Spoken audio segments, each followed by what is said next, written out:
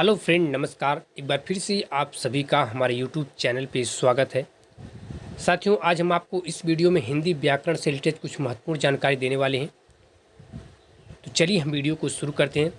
यहाँ पे साथियों आज हम आपको बताएंगे कि वर्ण किसे कहते हैं, वर्ण की परिभाषा क्या होती है, अक्षर क्या होते हैं, शब्द क्या होते हैं, वर्णमाला क्या होते हैं, वर्णमाला के कितने भेद होते हैं। इन सब की विस्तृत जानकारी साथियों हम आपको इस वीडियो में देने वाले हैं एक एक करके। तो चलिए हम वीडियो को शुरू करते हैं। सबसे पहले साथियों दिया है भाषा। जो आपकी भाषा है यह संस्कृत की भाष शब्द से बना है। क्या है? जो भाषा है साथियों, यह जो है संस्कृत की भाष शब्द से बना है। और भाषा का अर्थ है साथियों बोलना। भाषा का अर्थ क्या है? भाषा का अर्थ है साथियों बोलना। ठीक है। भाषा की जो सार्थक इकाई है वह उसे हम वाक्य कहते हैं। जो भाषा की सार्थक इकाई होती है उसे हम वाक्य कहते हैं। और वाक्य से जो छोटी इकाई होती है उसे हम उपवाक्य कहते हैं। ठीक है। और साथियों उपवाक्य से जो छोटी इकाई होती है उसे हम पदबंध कहते हैं। और पदबंध से जो छोटी इकाई होती है उसे हम पद या शब्द भी कहते हैं। ठीक है। पद या शब्द, पद और शब्द दोनों एक ही हैं। ठीक है। और पद से जो छोटी इकाई होती है साथियों उसे हम अक्षर कहते हैं। और अक्षर से जो छोटी इकाई होती है उसे हम ध्वनि या वर्ण कहते हैं। ठीक है। जैसे साथियों, जैसे यहाँ पे देखिए आपको उदाहरण दिया है, राम शब्द में 2 अक्षर हैं। ठीक है। जो आपका राम शब्द है इसमें कितने अक्षर हैं? इसमें 2 अक्षर हैं, रा और माँ है। ठीक है। एवं जो इसमें वर्ण है, इसमें जो वर्ण है साथियों वो कितने हैं? वो 4 हैं। कौन कौन से? रा है, बड़ा आ है, माँ है और छोटा आ है। ये 4 वर्ण हैं। यानी जो आपके इसमें जो शब्द हैं, शब्द कितने हैं आपके? 2 हैं। और वर्ण कितने आपके हैं? वर्ण 4 हैं। ठीक है। अब साथियों हम जानते हैं वर्ण किसे कहते हैं, वर्ण की परिभाषा क्या होती है। वर्ण यानी वह सबसे छोटी मूल ध्वनि जिसका खंड नहीं किया जा सकता उसे हम वर्ण कहते हैं। ठीक है।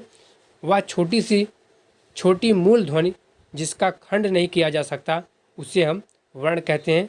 जैसे आ, गा, खा, पा आदि, ये सब क्या साथियों? ये सब वर्ण है। ठीक है। अब हम जानते हैं अक्षर के बारे में। अक्षर की परिभाषा क्या होती है, यानी अक्षर किसे कहते हैं? वे वर्ण साथियों, वे वर्ण जो कभी नष्ट नहीं होते उन्हें हम अक्षर कहते हैं।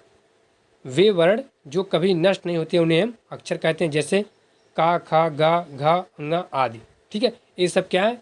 ये सब साथियों अक्षर हैं। अब हम जानते हैं शब्द की परिभाषा क्या होती है। शब्द किसे कहते हैं? जिन शब्दों का कुछ ना कुछ अर्थ निकलता है उसे हम शब्द कहते हैं। जैसे राम, गंगा, यमुना, दिल्ली इत्यादि, ये सब क्या साथियों? ये सब शब्द हैं, क्योंकि इनका कुछ ना कुछ मतलब है।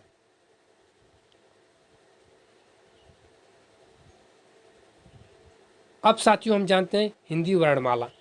वर्णमाला, माला का मतलब ही होता है दोस्तों घेराव। ठीक है। यानी वर्णों के क्रमबद्ध समूह को हम वर्णमाला कहते हैं। कहने का मतलब साथियों कि वर्णों के व्यवस्थित क्रमबद्ध समूह को हम क्या कहेंगे? वर्णमाला कहेंगे। जैसे उदाहरण में जैसे माला। माला क्या होती है? माला साथियों जो आपकी घुई जाती है वह एक प्रकार से व्यवस्थित ढंग से और क्रमबद्ध करके उसको क्या किया जाता है? बनाया जाता है। ठीक है। तो हम कहेंगे वर्णों के क्रमबद्ध समूह को हम क्या कहेंगे? वर्णों के क्रमबद्ध समूह को हम वर्णमाला कहेंगे। वर्णमाला के भेद, वर्णमाला के 2 भेद होते हैं। जो वर्णमाला होता है साथियों इसके 2 भेद होते हैं। पहला आपका होता है स्वर वर्ण, दूसरा आपका होता है व्यंजन वर्ण। ठीक है। स्वर वर्ण यानी वे वर्ण जो किसी की सहायता नहीं लेते उन्हें हम स्वर वर्ण कहते हैं। ठीक है। वे वर्ण जो किसी की सहायता नहीं लेते उन्हें हम स्वर वर्ण कहते हैं। जैसे ए, ऐ, उ। ठीक है। और आदि, ये सब क्या है? ये सब स्वर वर्ण है। स्वर वर्ण के भेद, जो स्वर वर्ण होता है साथियों यह 4 प्रकार के होते हैं। पहला आपका ह्रस्व स्वर होता है, दूसरा आपका दीर्घ स्वर वर्ण, तीसरा आपका प्लुत स्वर वर्ण और चौथा आपका होता है संयुक्त स्वर वर्ण। ठीक है। ह्रस्व स्वर का मतलब जिसमें साथियों कम समय लगता है, जिसमें कम समय लगता है उसे हम ह्रस्व स्वर वर्ण कहते हैं। जिसमें साथियों ह्रस्व से दोगुना समय लगता है उसे हम दीर्घ स्वर कहते हैं, और जिसमें ह्रस्व से तिगुना समय लगता है उसे हम प्लुत स्वर कहते हैं। ठीक है। और संयुक्त स्वर मतलब जो दो स्वरों के योग से बनता है। ठीक है। जो दो स्वरों के योग से बनता है उसे हम संयुक्त स्वर कहते हैं। ठीक है। उसे हम क्या कहते हैं? उससे हम संयुक्त स्वर वर्ण कहते हैं। अब साथियों हम जानेंगे व्यंजन वर्ण के बारे में। व्यंजन वे वर्ण जो स्वर वर्णों की सहायता से बोले जाते हैं उन्हें व्यंजन वर्ण कहते हैं। वे वर्ण जो स्वर वर्णों की सहायता से बोले जाते हैं उन्हें हम व्यंजन वर्ण कहते हैं। जैसे गा, था, का आदि, ये सब क्या है? ये सब व्यंजन वर्ण है। व्यंजन वर्ण के भेद, व्यंजन वर्ण के भी 4 भेद होते हैं। कौन कौन से? पहला साथियों आपका स्पर्श व्यंजन। ठीक है। इसके उदाहरण आप सामने हैं, का, खा, गा, ये सब क्या है? ये सब स्पर्श व्यंजन है। दूसरा आपका है ऊष्म व्यंजन, जैसे सा, सा, स, हा। ठीक है। उसके बाद अंतस्थ व्यंजन। अंतस्थ व्यंजन में आपका आता है या, रा, ला, वा। ठीक है। फिर आपका है संयुक्त व्यंजन। संयुक्त व्यंजन में आपका आता है छा, त्र, ज्ञा। ठीक है।